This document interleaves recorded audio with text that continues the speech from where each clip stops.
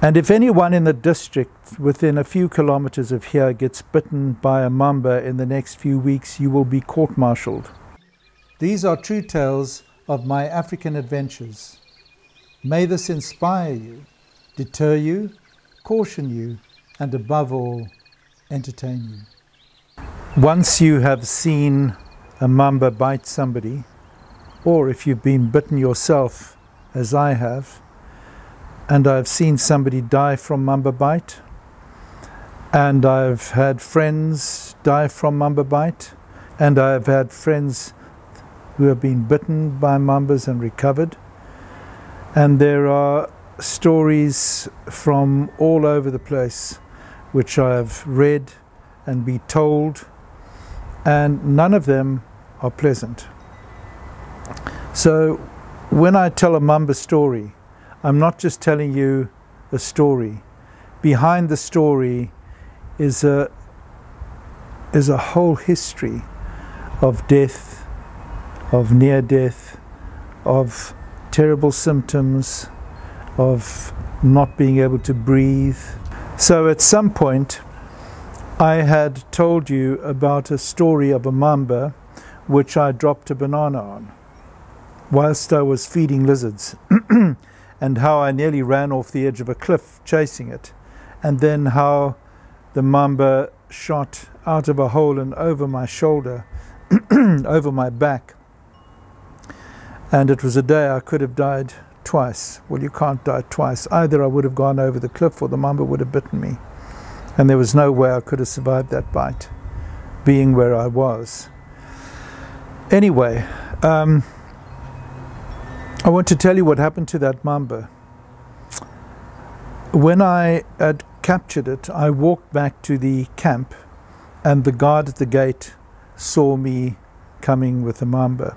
He was so terrified of mambas. He had grown up in the bushveld, and when you grow up in the bushveld and you have relatives and friends killed by mambas, you become absolutely terrified of these things, because you know if you live in mamba country and you get bitten, you too may be the next in the mortuary.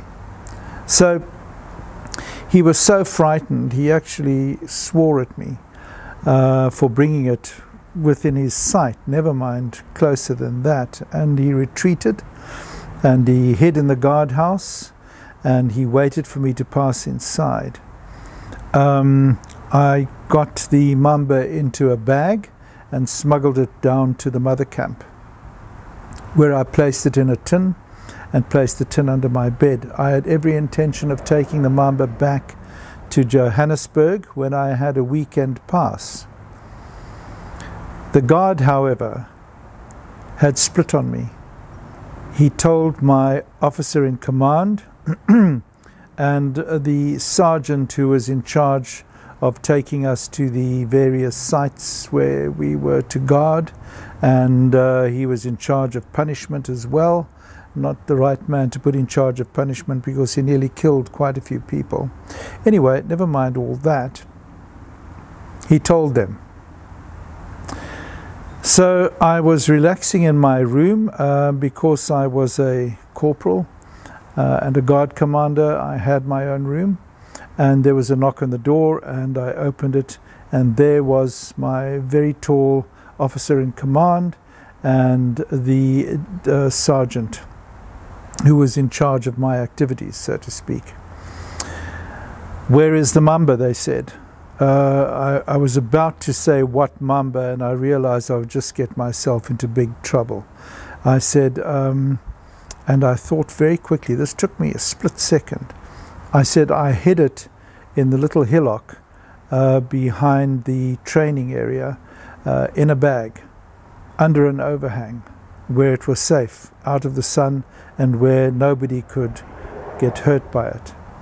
Because if they knew it was under my bed, I guess I would have been in big trouble." So they said they have brought their revolver along with snake shot in it, and they are going to kill the mamba. I must show them where the mamba is. I said, "Sure, Sergeant, please go ahead." And I explained the path to them. They knew it well. It was the only path in that hillock. I said, "I will follow on." I said, I just want to put some better clothing on. I quickly pulled on a pair of trousers and a pair of sandals. I grabbed the pillowcase off my pillow. I stuck my hand into the pillowcase and forced my finger through a corner and moved the finger around in a circular motion to make a large, exaggerated round hole as if a snake had gotten out of it, tied a knot in the top of the pillowcase, ran out the back door, because I knew they'd be strolling along and it was quite a distance. Ran as fast as I could. I could run quite fast in those days. Ran around to the part of the path ahead of them. Ran to the overhang I had been speaking about. There was only one overhanging rock in this hillock. And threw the pillowcase into the back of the overhang at ground level, ran back into the bush, out and behind, and came up behind them and said, I'm here. They ushered me ahead. I went ahead, went up to the overhang. They were following me. They now had the revolver drawn.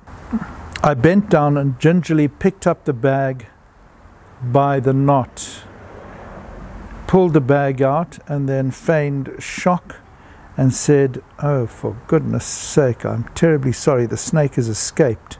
And I pointed to the hole in the pillowcase and opened the pillowcase as if I was terribly interested, and peered inside and said, it's gone. And they became incredibly nervous. They were looking around and looking into the trees above them, looking all over the place, and they wanted to go, and they started walking backwards because these people, all of them, are terrified of mambas, and I don't blame them.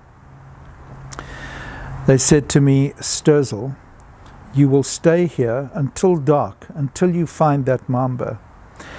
And if anyone in the district within a few kilometers of here gets bitten by a mamba in the next few weeks, you will be court-martialed. He really meant it. They were furious. Fear makes a person even more angry. And they retreated, sometimes walking backwards, sometimes walking forwards, until they disappeared out of sight. Well, my plan had worked.